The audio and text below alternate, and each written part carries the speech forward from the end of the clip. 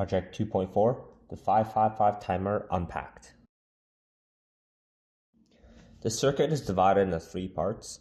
You have the normal 555 chip right here, and that is wired into a astable oscillator to create a oscillating frequency on this LED.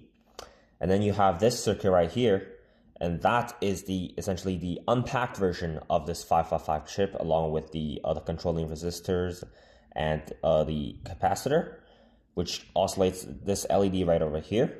And then I also used the same oscillating signal from the unpacked version to drive a counting circuit to make the 7-second display numbers from 0 to 9.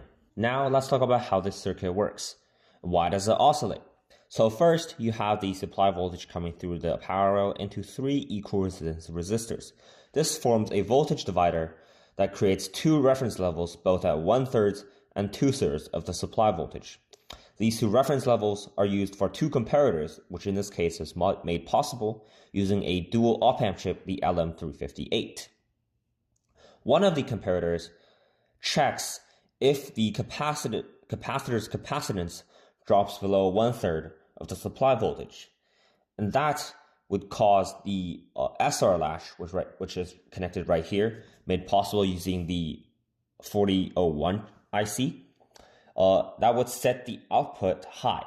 Meanwhile, the other comparator activates when the capacitor's voltage rises above 2/3 of the supply voltage, signaling the SR latch to reset the output back to low. The continuous charging and discharging of this capacitor right here causes the states of this SR latch to continuously shift. This oscillating signal is then amplified using this inverter right here, which is then connected to a blinking LED. This oscillating signal could also be used in other applications, which is seen right here as I connected the oscillating signal through this blue wire into a counting circuit.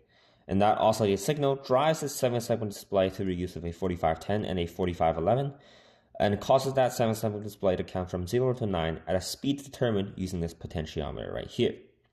Now, the frequency of this oscillation can be calculated using a formula that is F equals 1.44 over R1 plus 2R2 times C, which shows that the frequency of the oscillation is entirely dependent on the value of these two resistors, or in this case, a potentiometer and a 10K resistor, and the value of the capacitor.